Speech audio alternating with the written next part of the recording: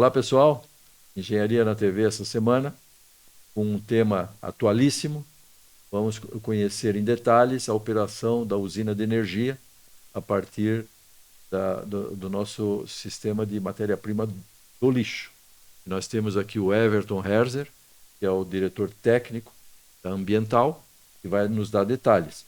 E o Alfredo, que já conhecido de todos, o compondo a bancada. Então vamos iniciar dando as boas-vindas para o Everton. E Everton, conta um pouquinho para nós quem é o Everton. Bom, boa tarde, agradeço ao convite aí em nome da Ambiental, né? Agradeço ao CAJ, seu Puccini, seu Alfredo. E, bom, o Everton é um engenheiro civil que veio de Lages, né? Natural de Lages, vim para cá aos 18 anos fazer faculdade e adotei Joinville, né? Desde então como minha cidade do coração, né? Me formei no ano de 2006 e atuei brevemente na área de construção civil mesmo, né, construção predial, mas logo em seguida, menos de um ano depois de formado, já estava atuando na ambiental, na área de tratamento, coleta e disposição final de resíduos, né? Então estou na ambiental aí há 18 anos, né, trabalhando aí nessa área, né? Que para mim é uma área nunca imaginei estando formado em atuar nessa área, né? Eu sempre imaginava o meu sonho de engenheiro era trabalhar em obras de estradas, né? Grandes estruturas. Mas quando me deparei com a área de resíduos, né? Acabou que são grandes obras de infraestruturas, né? Os aterros sanitários, né? Englobam aí grandes obras de terraplanagem, drenagem, impermeabilização de solo, enfim. Quando me dei conta disso, fiquei muito satisfeito profissionalmente, né? E atuei aí por longa data na operação de aterros sanitários, né? Por cerca de 6 anos, os 6 primeiros anos aí, 7 primeiros anos que eu fiquei na empresa, atuei diretamente em operação de aterros sanitários, implantação de aterros sanitários. E depois migrei aí mais para a área de gestão, né? Desde então estou à frente aí da área técnica da empresa, né? Do departamento de engenharia e desenvolvendo aí vários projetos para a empresa. Dentre eles aí o mais recente e o mais icônico, digamos assim, a URI, a Unidade de Recuperação Energética de Resíduos da nossa cidade aí, né? Que entrou em operação mês passado aí, foi feita uma inauguração, né, bastante emblemática aí para marcar essa virada de chave na gestão de resíduos da nossa cidade. É, Everton, Alfredo, tu quer dar as boas-vindas para o Everton? Bom, Everton, seja bem-vindo, né, ao Engenharia na TV. É mais um engenheiro formado aqui na nossa Faculdade de Engenharia em Joinville, famosa UDESC. Nós também tivemos o prazer de estudar lá, né, de se formar. Então, isso a qualidade do nosso ensino que está aí jogando, formando os engenheiros, e a gente vê engenheiros formados em posições marcantes em diversas empresas, tanto em Joinville como no estado e nível nacional. Parabéns, sua breve história muito, muito boa. Obrigado, obrigado. Everton, você trabalha então quanto tempo 18 anos, 18 anos? 18 anos. Quase ganhando uma plaquinha de patrimônio, né? Poxa vida, mas já é uma carreira. Já. E a ambiental, ela começou como uma departamento do grupo Ingepasa. Qual é a idade ambiental? Você tem essa informação? A Ambiental, ano passado, completou, a gente comemorou os 25 anos da empresa, né? Então temos aí 26 anos, né? Ano passado foi uma data emblemática aí, né? E sim, a gente iniciou, né, em 1999 a Ambiental, mas ela sim era um braço, né, de um grupo maior, né, aí que era a Ingepasa. E Ela é uma das pioneiras no segmento de concessionária de serviços no Brasil. É um modelo hoje, né? Ela começou aqui em Joinville, mas expandiu. Ela tem atuações no estado todo, acho que até fora do estado. Exatamente. A Ambiental foi a primeira concessionária de resíduos da América Latina. Nós tivemos aí a primeira concessão de coleta de resíduos, tratamento, disposição final de resíduos da América Latina, que foi em Balneário Camboriú. Foi a nossa primeira concessão, nosso primeiro contrato de concessão, né? Hoje a gente tem, além de Balneário Camboriú, Joinville, Itajaí, Itapema, São Francisco do Sul, São José e Rio do Sul, de concessões, né? Contratos já firmados, o mais recente é Rio do Sul, é o contrato mais recente, e tem alguns outros contratos aí, estamos agora no nosso primeiro contrato de concessão às portas de ser assinado aí, fora de Santa Catarina, no Paraná, em Rolândia, no Paraná. Então, mas temos aí, né, além dos contratos de concessão, contratos de prestação de serviço, né, em cerca de 100 cidades de Santa Catarina, de leste a oeste, né, desde aqui do litoral até Dionísio Cerqueira, e estamos prestando serviço. Essa característica de ineditismo que você comentou, que é uma coleta com tratamento, é isso? O que tornou esse inédito na América do Sul que você colocou? É o fato de você fazer a coleta, você faz o tratamento e dá a destinação? Sim, é a cadeia completa que a gente diz, né? A gente presta o serviço de ponta a ponta, né? Coleta, transporte, tratamento, destino final. E além disso, nas concessões, aí é o grande diferencial e a grande inovação, que é a cobrança direta da tarifa dos munícipes, né? Ou seja, não é a prefeitura nas concessões, né? Não é a prefeitura quem paga a ambiental, né? A ambiental emite um carnê, né, que anualmente, né, quem é de Joinville, quem é, né, das nossas cidades que a gente tem concessões mais antigas, Balneário Camboriú, Itajaí, já é muito acostumado, todo começo de ano recebe um carnê do município, do IPTU, e junto, quase que simultaneamente, vai um carnezinho também da ambiental, né? Então a gente desenvolveu todo esse know-how de cobrança direta das tarifas de coleta de resíduos dos munícipes. E isso, né, na época em que foi criado, há mais de 20 anos atrás, chamavam a gente de maluco, né, assim, por fazer um sistema como esse, né? Mas hoje, inclusive, isso tem previsão legal, né? Os contratos de concessão, eles têm que ser autossustentáveis, né? Tem que ter uma sustentabilidade financeira. E a forma disso, o nosso modelo de negócio, né, de cobrança direta da tarifa, proporciona justamente essa sustentabilidade financeira, porque a gente, né, estabelece um valor justo para um serviço, né, que é subsidiado pelo usuário, né? Assim como a gente paga a conta de água, a conta de luz, da mesma forma, né, a gente tem que pagar a nossa conta de resíduo também, né? Então, esse, digamos assim, esse modelo, junto com a prestação de serviço completa de ponta a ponta, foi o grande diferencial aí, o que nos diferenciou aí no mercado. Vamos entender um pouquinho só o modelo de gestão para a gente ir na parte mais técnica. É uma concessão, você cita a água e a energia, só que a água e a energia são empresas que são de economias mistas, Exato. Ou seja, o próprio poder público é um acionista forte em função das características dos investimentos necessários e a perenidade do serviço. A ambiental é uma empresa privada. Exatamente. Então ela tem que passar por um processo licitatório.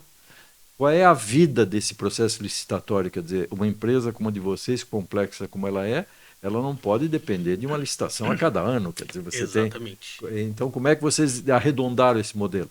Então, justamente por isso o nosso foco são os contratos de concessão, porque eles nos dão um longo prazo, né? Por exemplo, o contrato de Joinville é um contrato de concessão que pode ter até 40 anos, Ok. né? São 4 períodos de 10 anos, né? A gente está agora no terceiro período, né? Ele começou lá em 2002, foi renovado em 2012, em 2022 e pode ter mais uma renovação ainda em 2032, né?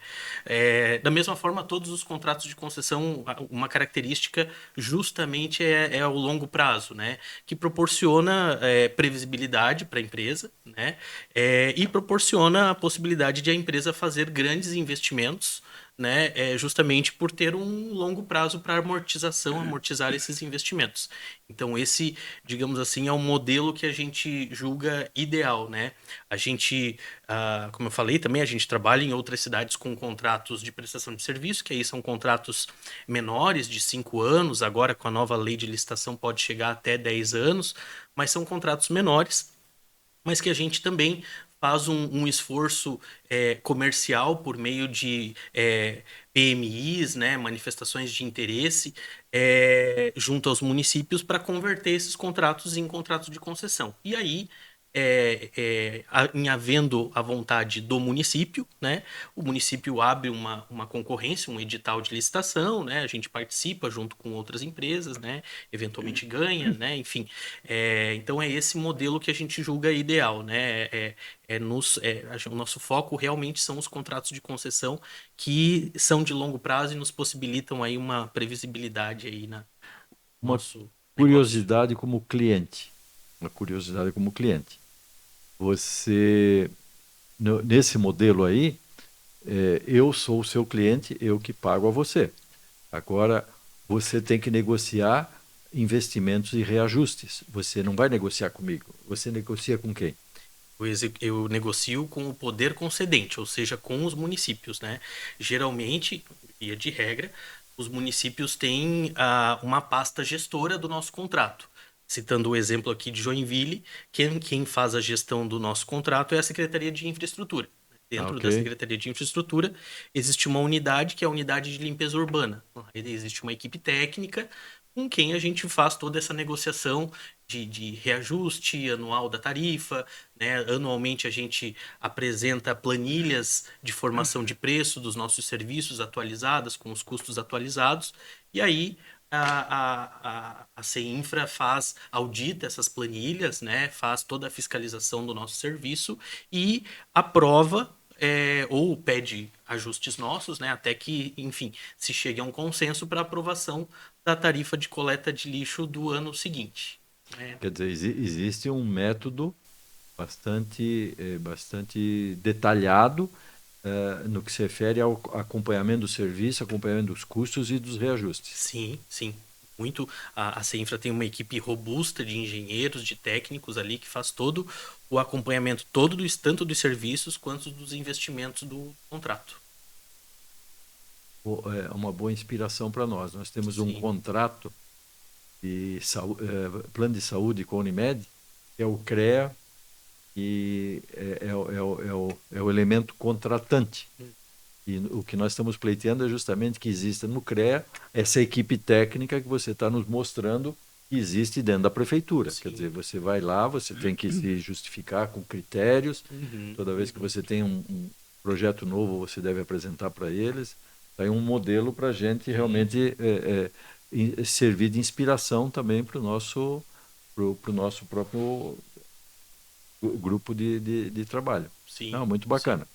E fica o meu registro e vai os parabéns à equipe de vocês e ao nosso colega Aldemar, que vai nos assistir na telinha, que eu, como cliente, sou um cliente satisfeito. Eu sou bastante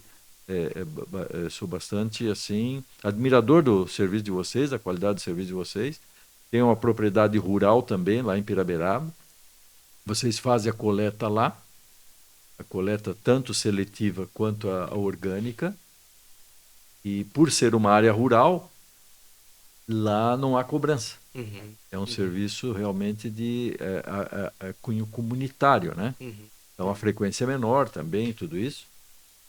Mas fica realmente o registro que a qualidade, sob a ótica de um usuário, nós reconhecemos um bom serviço. Fico muito satisfeito. Agradeço o feedback aí. Muito importante ouvir isso de um Alfredo, usuário. você também tem esse tipo de interpretação? Só não tenho o direito de ter isenção, né? Porque tu tá na área rural, não sabia Mas disso.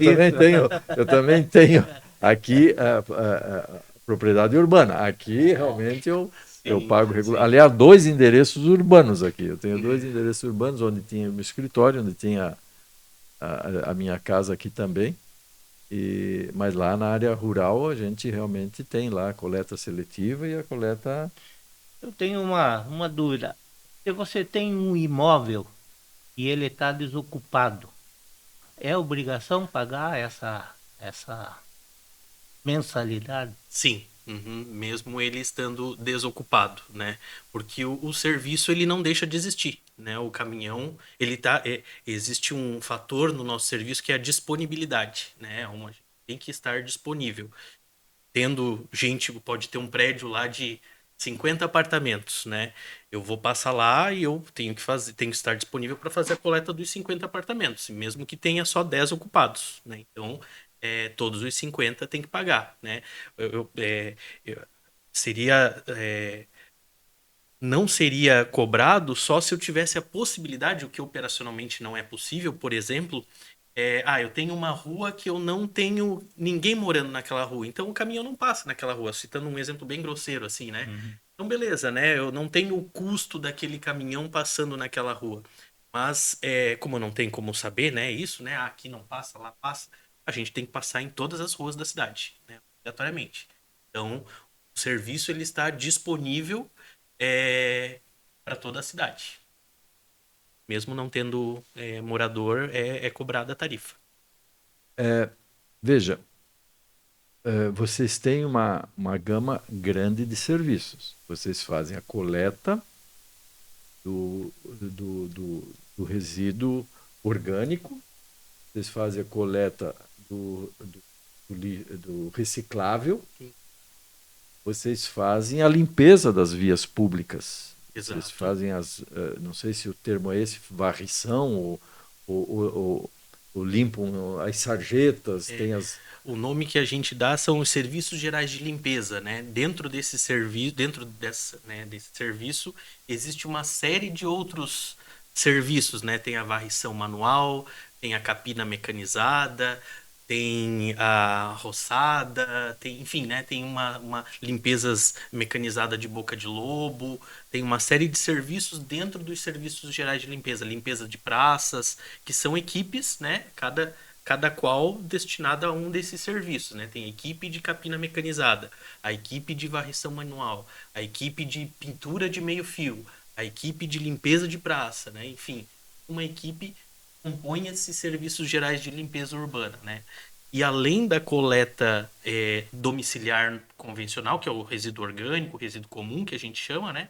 Tem a coleta seletiva dos resíduos recicláveis, tem a coleta de volumosos, que a gente chama também de coleta especial, que coleta móveis, né?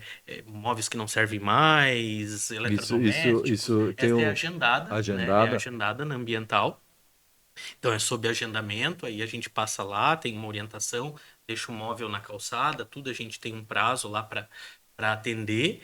E a coleta de resíduos de serviços de saúde, né? Que atende uma gama enorme aí de clientes, desde hospitais, grandes hospitais, clínicas veterinárias, dentista, até manicure, né? Enfim, tudo que gera resíduo potencialmente infectante por questões de saúde, né? Então é feita a coleta por meio desse serviço. Aí é um serviço que tem uma tarifa separada, né, da tarifa do lixo normal, né? Então, esses geradores desses resíduos entram em contato conosco, fazem o cadastro conosco e aí é gerado uma outra tarifa porque daí é dado um outro tratamento para o resíduo, né? O resíduo hospitalar, o resíduo de serviço de saúde, ele tem, além de ter uma coleta separada, né, diferenciada, ele tem um tratamento diferenciado também. Ele vai pro aterro, só que antes de ele ser disposto lá como lixo comum, ele passa por um processo de esterilização, por meio de uma autoclave. Então tem um processo de tratamento para descontaminar esse resíduo antes de colocá-lo na frente de serviço com o restante dos resíduos coletados pela coleta convencional. E Por exemplo, os produtos potencialmente agressivos, como uma agulha, uma faca, vidro que quebra. Quer dizer, qual é o cuidado que vocês têm no que se refere a tratar esse tipo de lixo? Vamos separar, né, a questão de agulhas, perfuro-cortantes, que a gente chama, né, da parte da saúde. Aí existe toda uma normativa nos estabelecimentos geradores da forma como se acondiciona, né? Tem as caixas Descarpac, que a gente chama, que são embalagens onde nos estabelecimentos de saúde eles vão sendo armazenados. E aí a gente faz a coleta e leva para esse sistema para ser esterilizado também, né? E aí depois de esterilizado é disposto no aterro, né? Como resíduo comum. O manuseio desse material pelo nosso pessoal é com muito cuidado, né? Utilizando os EPIs necessários, né? Realmente são materiais sensíveis, digamos assim, né, que podem causar aí, não vou dizer que nunca acontece, né, mas enfim, existe toda uma orientação e uma metodologia para evitar que aconteçam aí, né, acidentes e tudo mais.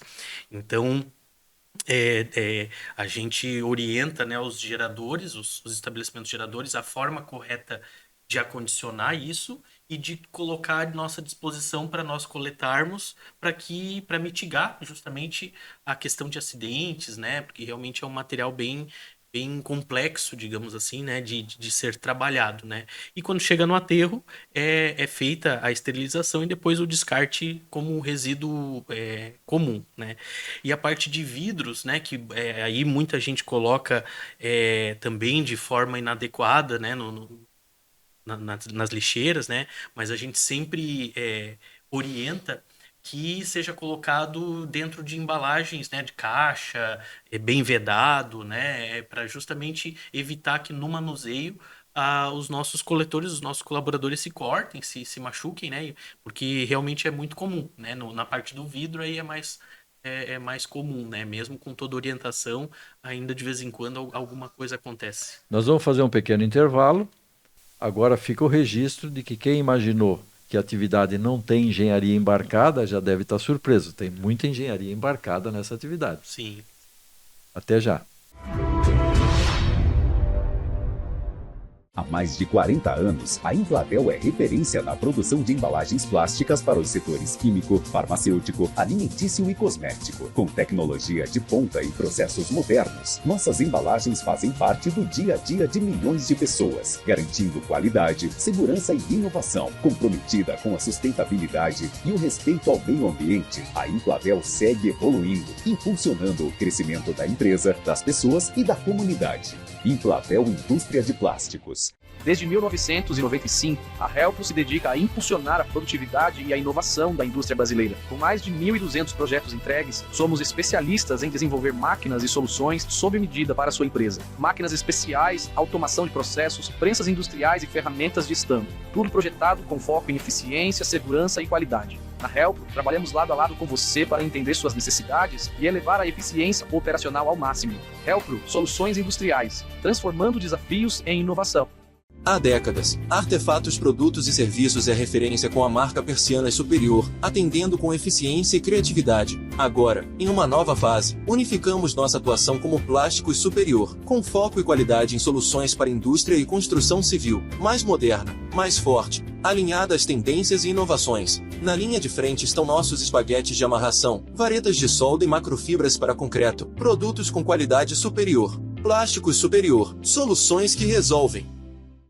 Cliniar Climatização. Com 25 anos de atuação em locação de sistemas de climatização em edificações e tendas para shows, casamentos, feiras, formaturas e festas em geral, a Cliniar é a solução ideal para os seus eventos. Utilizamos condicionadores de ar de todos os modelos e ventiladores, e também atuamos com aquecedores. Estamos em Joinville, no bairro Bom Retiro. Cliniar Climatização.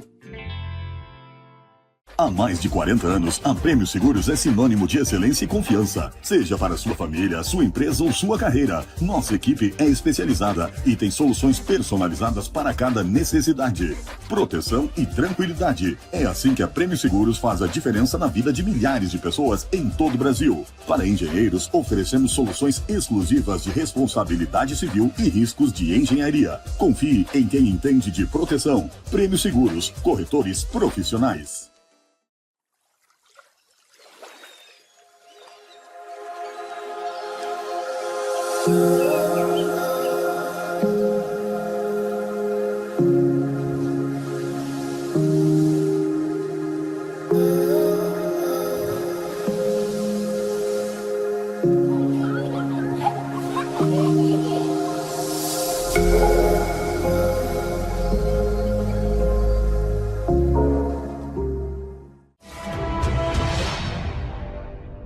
Retornando então ao nosso programa, já vimos que ele está sendo bastante instrutivo, didático, e é muito bom a gente saber como funciona esse serviço, e é bom saber que tem muito critério, tem muita análise com relação a isso. E nós já vamos recomeçar o programa com o Alfredo fazendo uma colocação. Alfredo, qual é a sua dúvida? Hoje, diariamente, você andando pela cidade, você encontra móveis, colchões, em frente à residência que, como tu falou, faz uma solicitação, parece que tem 5 dias para... Né?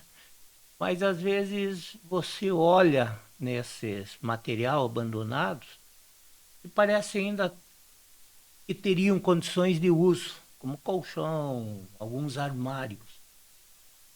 Mas fica no tempo, chove e aí é jogado fora. Teria alguma alternativa mais fácil da população, vamos dizer, a deixar ou programar tal dia na rua para pegar, para evitar isso aí? Porque tem muita gente que poderia ocupar esses móveis. Qual que é o destino que vocês dão a esses materiais coletados? Bom, quando é alguma coisa que tem um potencial de ser reciclado, né? Por exemplo, eletrodoméstico, né? Tem partes metálicas, aí vai para as cooperativas, né? As cooperativas fazem o aproveitamento desse material, né?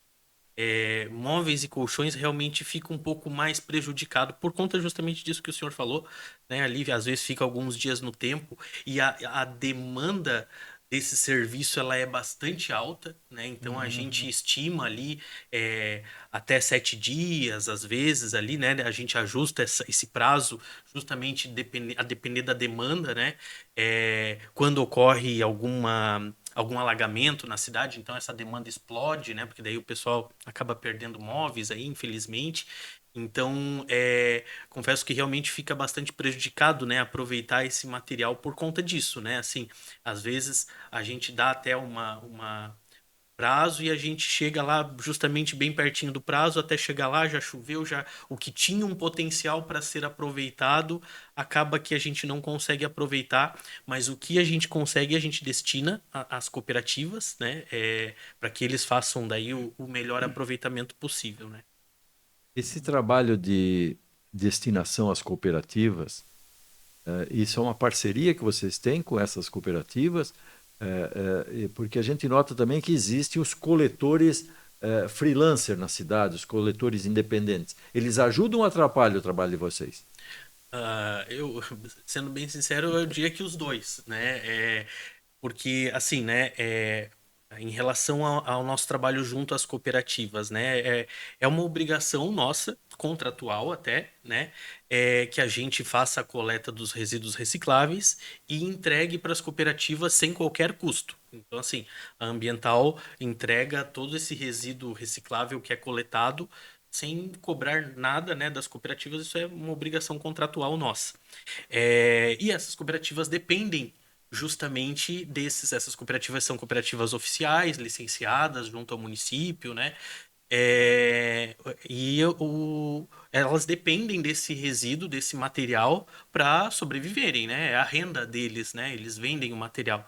Então, quando um terceiro informal passa e coleta esse material e a gente chega lá para coletar e já não tem mais material para coletar, acaba que eu deixo de levar um material para esse pessoal que depende disso, né? Tem um outro pessoal que daí acaba se beneficiando disso, mas tem um outro que estava esperando e que acaba não se beneficiando, né? Acaba se prejudicando, digamos assim, né? Então, eu diria que é as duas coisas, né? O pessoal também que faz a coleta informal, digamos assim, também é a fonte de renda deles, né? E eles são cadastrados na prefeitura ou Não, não? não. Quer Aí dizer, isso é uma atividade ainda meio informal. na sombra. Na sombra. Isso. Uhum, exatamente. Pela Política Nacional de Resíduos Sólidos, eles têm direito de fazer isso, não é, né, assim, o resíduo reciclável, ele pode ser coletado por qualquer instituição que, mesmo informal, né, mesmo um grupo de pessoas informais que vão usá-lo para ter renda, a Política Nacional de Resíduos Sólidos, ela possibilita isso, né? Como nós temos uma coleta de resíduos recicláveis na cidade, é óbvio que a gente procura, né, atender aí 100%, porque tem, como eu disse, cooperativas aí que dependem desse resíduo para sua subsistência. E são muitas cooperativas em Joinville? Hoje nós estamos, se não me engano, com 12 cooperativas, se não me engano. E aí ambiental entrega para eles ou eles vêm? Nós entregamos. Entregam Nós lá, fazemos né? a coleta quando o caminhão enche ou quando chega no fim do setor, né? Vamos lá nas cooperativas. A prefeitura indica quantas cargas ou quais cargas a gente deve entregar para cada cooperativa, porque as cooperativas também são de diferentes portes, né? Tamanhos. E aí a prefeitura que direciona, leva E tantas essas cargas. cooperativas também compram do freelancer. Não. Daí o freelancer vende direto, provavelmente para o mesmo, para a mesma pessoa que as cooperativas Pega a também cooperativa. vendem. Uhum. Ah, ok. Isso aí. Ok, entendi. Bom, o Everton, nós conversamos até agora a parte de coleta. Gostaríamos de conversar um pouquinho mais sobre a parte de destinos e produtos que são consequentes desse material. Vamos imaginar que, a partir do momento que você coletou, você não tem mais lixo na sua caçamba, você tem matéria-prima. E essa matéria-prima você tem vários destinos. Você tem um lixão, que a gente chama de lixão, mas na realidade aquilo ali é um grande depósito gerador de energia. Tá? Então você tem um determinado destino. Vamos falar desse primeiro destino. Você já falou que no caso dos hospitalares e outros bens contamináveis, você tem um tratamento anterior a isso para que se transforme num material descartável. Mas quando você joga realmente aquele grande depósito, aquele lixão ele tem subprodutos. Quer dizer, você produz lá gás, você produz lá adubo, você simplesmente deixa decantar para acontecer. O que acontece depois que essa matéria-prima entrou no descarte do lixão? Então, quando o resíduo ele entra, ele é depositado na frente de serviço, né, no aterro sanitário. Aterro sanitário. Isso. Esse existe o famoso lixão. Tecnicamente, o que é o lixão, né? O lixão a gente chama aquele empreendimento que não tem controle ambiental nenhum. Perfeito. Né? Assim, é como era no século passado, né? Ali. Aí existia, né, um meio termo que a gente chamava de aterro controlado, que é um lixão melhorado, digamos assim, e o correto mesmo é o aterro sanitário, que aí a implantação de aterro sanitário segue normas de engenharia. Quer dizer, você não coloca produto em lixão, você coloca em aterro sanitário. Exatamente. E nos teus aterros, as pessoas não podem ficar revirando lixo. Exatamente. Não há catadores de lixo, né? Há toda uma preparação do terreno para eu dispor o resíduo adequadamente. É feito um nivelamento, uma grande obra de terraplanagem, uma grande obra de impermeabilização do solo. drenagens para captar tanto o líquido que é gerado da decomposição do lixo, porque aí, respondendo a sua pergunta, quando eu deposito o resíduo lá no aterro, ele começa a se decompor e basicamente há dois subprodutos que geram ali. Um é o líquido, né, que escorre ali, percola do resíduo, que é o chorume, que a gente chama, né? E outro é o gás, né? O chorume, eu não tenho muita utilidade para ele. O que eu faço é tratá-lo, né? Também passa por um grande processo de tratamento, é um tratamento biológico, físico-químico, a exemplo de uma estação de tratamento de esgoto, só que muito mais robusta, né? Porque o chorume ele é muito mais, em termos de carga orgânica, muito mais carregado concentrado do que o esgoto sanitário. Então, nas nossas unidades tem todo um sistema para tratamento desse líquido, né, do chorume. E o gás, aí, né, no aterro sanitário de Itajaí, por exemplo, nós fazemos a captação desse gás e a condução desse gás a uma unidade também, né, onde faz uma filtragem desse gás, dá uma purificada nesse gás para que ele abasteça um motor gerador de energia, né? Então, lá em Itajaí nós temos essa tecnologia implantada. Foi o primeiro aterro do sul do país a ter uma usina de captação do biogás e geração de energia a partir do biogás de um aterro sanitário. Aqui em Joinville, nós não temos essa tecnologia de captação do biogás e geração de energia, mas nós temos hoje a nossa unidade de recuperação energética, que é uma parte do resíduo que iria para o aterro sanitário, eu destino a essa usina, processo esse resíduo e gero energia a partir da queima desse combustível derivado do resíduo. Mas vamos falar um pouquinho mais desse desenho de Joinville. O que você faz com o gás que gera em Joinville? Hoje o gás que ele gera em Joinville ele é drenado, né? E ele é queimado antes de ser lançado na atmosfera. Ele é só queimado porque o gás que eu gero ali da decomposição dos resíduos ele é o metano, né? E quando eu queimo o metano eu converto ele em gás carbônico. Só essa conversão eu já diminuo muito, em mais de 20 vezes, o potencial poluidor do gás, né? Porque o metano, em termos de aquecimento global, é um gás muito mais potente do que o gás carbônico. Então, a norma diz, a técnica diz que eu preciso queimar esse gás antes de emiti-lo para a atmosfera. Então, lá no aterro sanitário, né, eu tenho no maciço de resíduos uma série de drenos.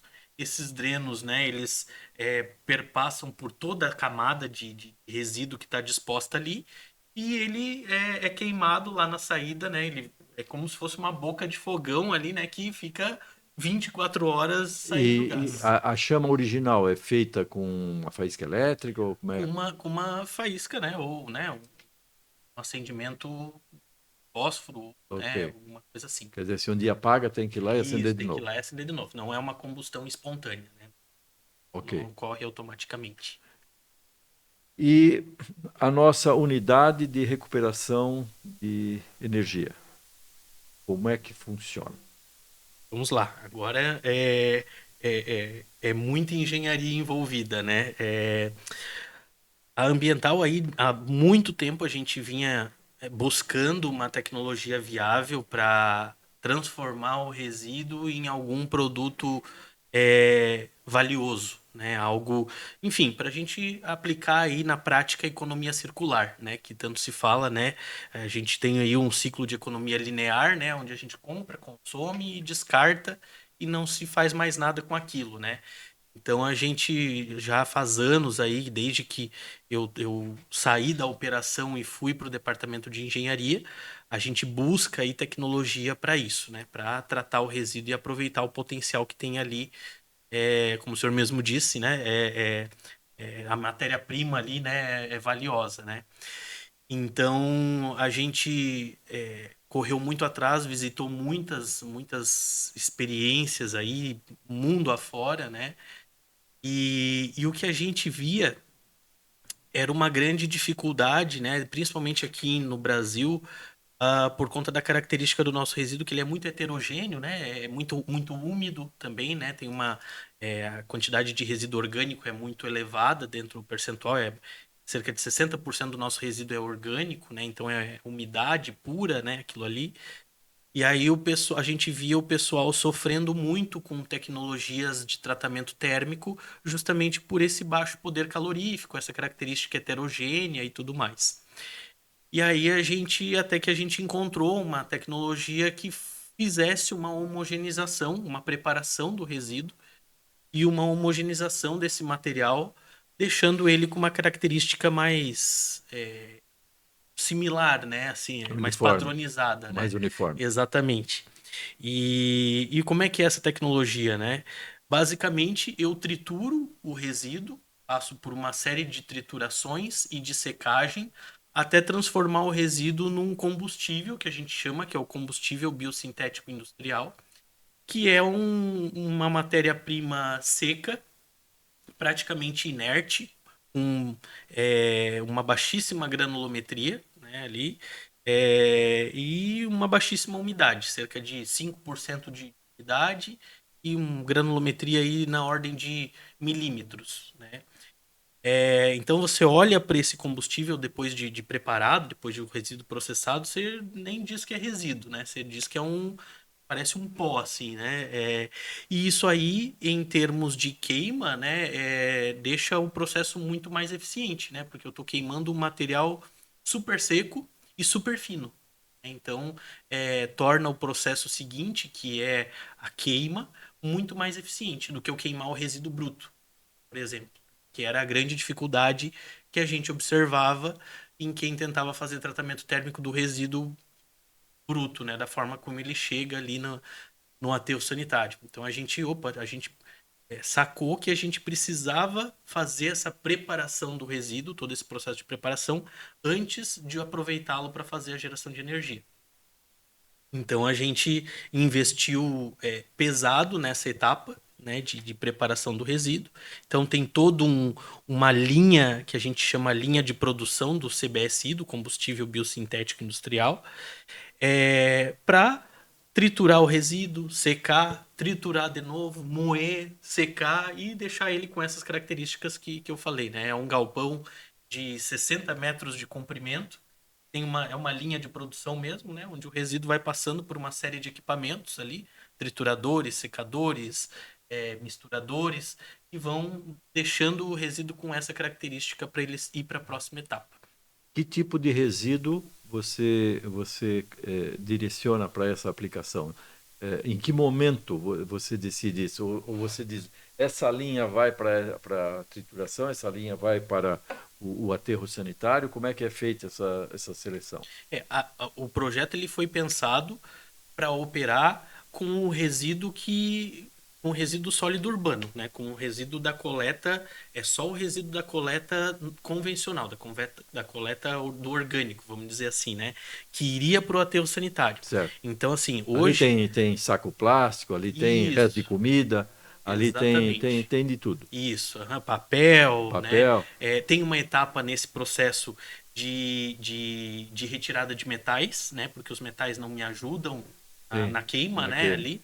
Então tem uma esteira magnetizada que faz a retirada desses metais, mas o resto tudo passa pela linha, né? Tudo que iria para o aterro. E por que você hoje é uma limitação do porte da usina não poder usar 100% do que coletou ou existe algum tipo de seleção que determina que esse... Não, hoje é só realmente o porte da usina. Porte da usina. Ela foi dimensionada com essa capacidade de 110 toneladas por dia, né? É o nosso primeiro grande projeto para tratamento de resíduo urbano, né? Então a gente decidiu fazer uma planta modular, né? De forma que eu possa replicar isso, né? Outros módulos para chegar no 100%. Mas decidimos nesse momento parar nos 25%, né, do total que a gente gera em Joinville, né? Então esses 110 toneladas dia representa mais ou menos 25% do total da cidade aí. Até para a gente aprender como funciona, né, nos habituarmos a essa nova técnica aí para manejo de resíduos. Uma pergunta para o próximo bloco.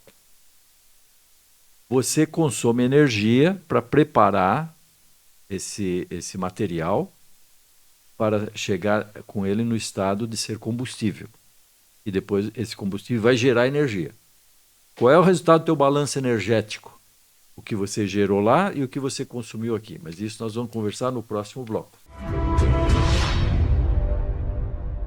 Há mais de 40 anos, a Emplatel é referência na produção de embalagens plásticas para os setores químico, farmacêutico, alimentício e cosmético. Com tecnologia de ponta e processos modernos, nossas embalagens fazem parte do dia a dia de milhões de pessoas, garantindo qualidade, segurança e inovação. Comprometida com a sustentabilidade e o respeito ao meio ambiente, a Emplatel segue evoluindo, impulsionando o crescimento da empresa, das pessoas e da comunidade. Emplatel Indústria de Plásticos. Desde 1995, a Helpro se dedica a impulsionar a produtividade e a inovação da indústria brasileira. Com mais de 1.200 projetos entregues, somos especialistas em desenvolver máquinas e soluções sob medida para a sua empresa. Máquinas especiais, automação de processos, prensas industriais e ferramentas de estampo. Tudo projetado com foco em eficiência, segurança e qualidade. Na Helpro, trabalhamos lado a lado com você para entender suas necessidades e elevar a eficiência operacional ao máximo. Helpro, soluções industriais, transformando desafios em inovação. Há décadas, Artefatos Produtos e Serviços é referência com a marca Persianas Superior, atendendo com eficiência e criatividade. Agora, em uma nova fase, unificamos nossa atuação como Plásticos Superior, com foco e qualidade em soluções para indústria e construção civil, mais moderna, mais forte, alinhada às tendências e inovações. Na linha de frente estão nossos espaguetes de amarração, varetas de solda e macrofibras para concreto, produtos com qualidade superior. Plásticos Superior, soluções que resolvem. Cliniar Climatização. Com 25 anos de atuação em locação de sistemas de climatização em edificações e tendas, para shows, casamentos, feiras, formaturas e festas em geral, a Cliniar é a solução ideal para os seus eventos. Utilizamos condicionadores de ar de todos os modelos e ventiladores, e também atuamos com aquecedores. Estamos em Joinville, no bairro Bom Retiro. Cliniar Climatização.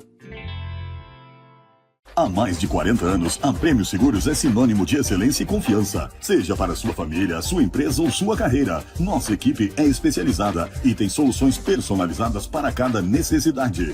Proteção e tranquilidade. É assim que a Prêmio Seguros faz a diferença na vida de milhares de pessoas em todo o Brasil. Para engenheiros, oferecemos soluções exclusivas de responsabilidade civil e riscos de engenharia. Confie em quem entende de proteção. Prêmio Seguros, corretores profissionais.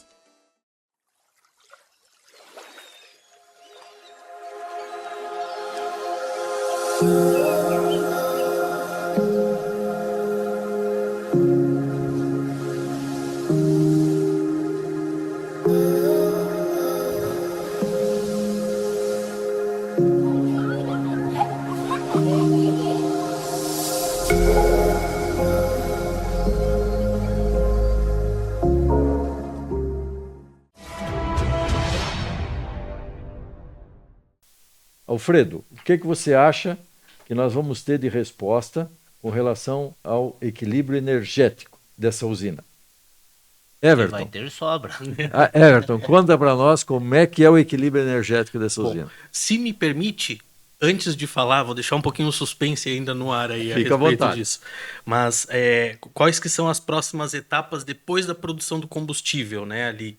Então eu produzo o combustível, eu armazeno esse combustível e esse combustível ele é queimado numa caldeira, né?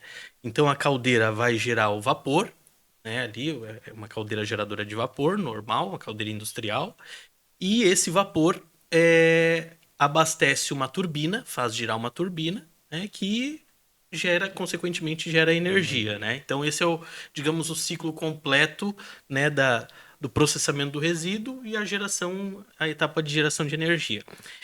A nossa capacidade de geração de energia, esse gerador, ele tem uma potência de 3,25 megawatt-hora, né? Então eu posso gerar por mês até 2.106 megawatt-hora mês, né? Desses 2.106 megawatt-hora mês, cerca de 30% eu uso na preparação. Na preparação, né? É o meu consumo energético, né? Ou seja, eu gero energia para eu mesmo, para o meu próprio processo, e 70% do que eu gero, eu exporto e injeto na rede de distribuição da Celesc. Então, o meu balanço é esse, né? Eu aproveito É muito bom. 30% na minha geração e 70% eu exporto na rede de distribuição. E a cinza, qual é o volume de cinza que gera esse teu combustível que você queimou? Então, eu gero, vamos fazer um balanço de massa agora, né? Certo, Falamos perfeito. do balanço de energia. Eu recebo 110 toneladas por dia de resíduo, processo, e essas 110 toneladas por dia de resíduo eu tiro ali, eu seco, tiro umidade e tudo mais, ele resulta em 55 toneladas de combustível, né?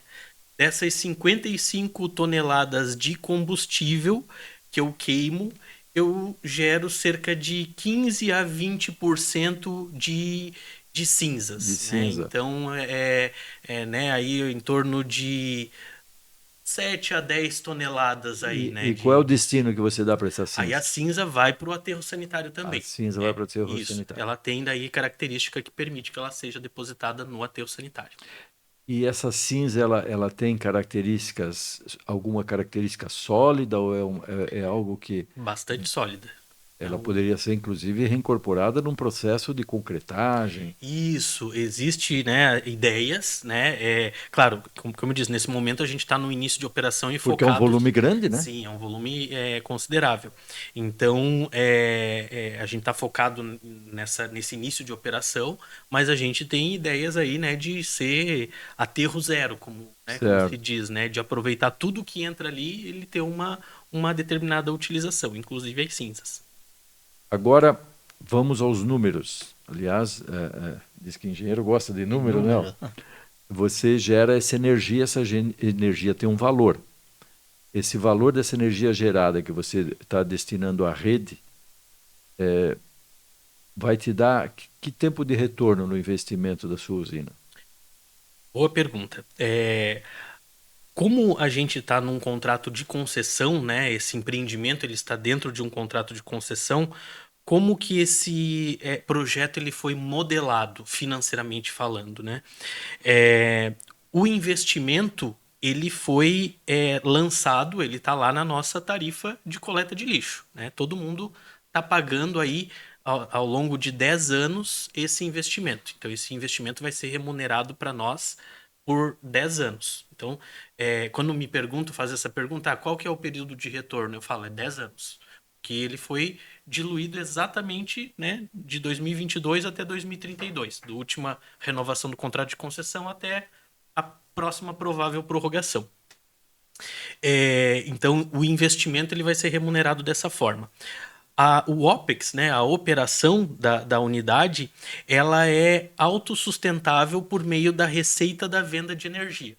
Então, assim, como é um empreendimento que está dentro de um contrato de concessão e dentro de contrato de concessão os investimentos eles são reversíveis para o município, então no frigir dos ovos esse empreendimento é do município, né? Quando acabar o contrato, a ambiental entrega a chave para o município e o município assume, né?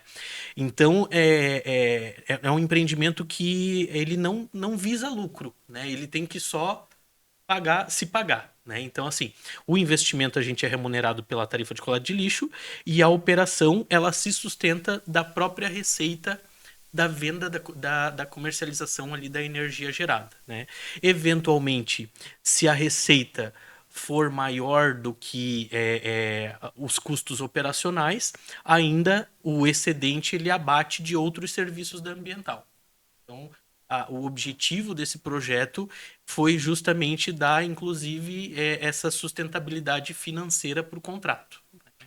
Agora você tem no seu aterro sanitário, você tem um custo de operação desse aterro, você tem um custo da área envolvida nesse aterro, você tem um custo de manutenção dos equipamentos que estão lá para fazer o aterro funcionar. E hoje você tem uma alternativa. Você gera usina e economiza o custo do aterro. Uhum. Existe já esse vislumbre, ou seja, de não termos mais aterro porque tudo vai ser transformado em energia? Sim, assim como a gente tinha há 10 anos atrás aí esse vislumbre de termos uma tecnologia, né? Agora temos.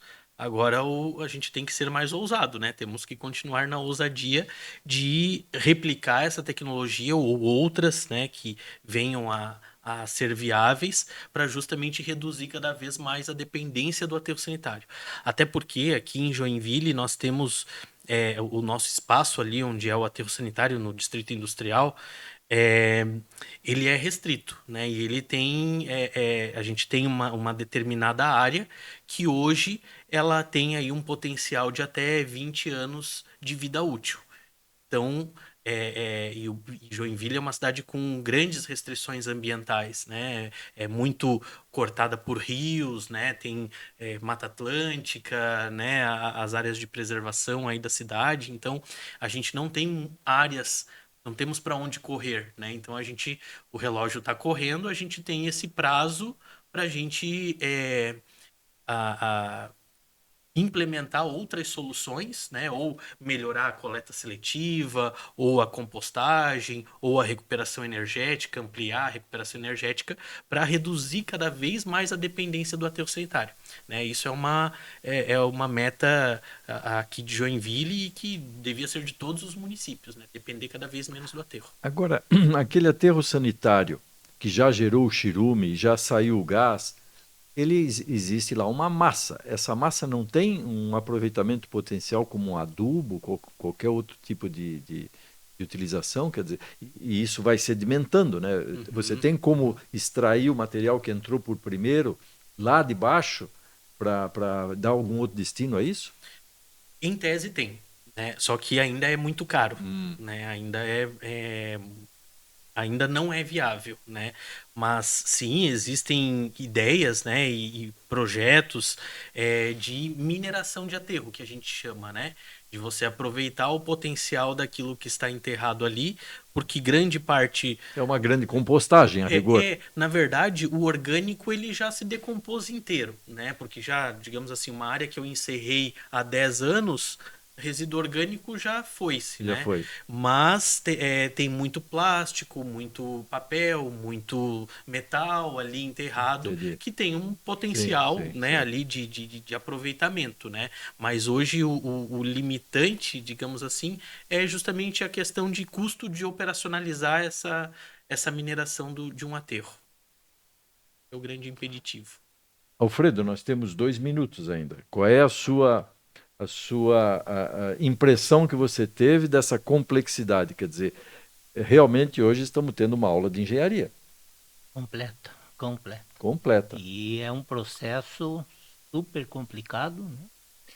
E muita comunidade não conhece, né? E sempre, às vezes, tem aquela... mas... Então, tem-se outros programas, né? Lixo zero, alguma coisa que isso pode auxiliar esse volume a ser destinado ao aterro? Sim, né? A gente, como eu disse, a gente trabalha em várias frentes, né? A unidade de recuperação energética é uma iniciativa, mas tem a coleta seletiva, né? As iniciativas lixo zero, a compostagem, é um conjunto de ações que justamente fazem com que a gente dependa cada vez menos do aterro, inclusive a nossa própria consciência, né? Todo mundo deve ter a consciência aí de separar adequadamente. Começa lá nas nossas casas, né? Então... Everton, nós temos a agradecer o programa que você nos ofereceu. Estamos aqui à disposição. Toda vez que você tiver um programa para divulgar, toda vez que você quiser fazer uma comunicação de procedimentos, conte com o nosso programa, estamos à disposição. Nós temos, inclusive, na nossa lista de palestras, uma com o título Lixo Zero, Lixo Zero. que nós vamos trazer aqui um especialista nessa questão e vamos praticamente continuar no tema que você está nos colocando, mas ficamos muito satisfeitos, agradecemos e agradecemos à TV BE pelo espaço que nos dá e os nossos apoiadores sem os quais nós não conseguiríamos realizar esse programa. Até a próxima.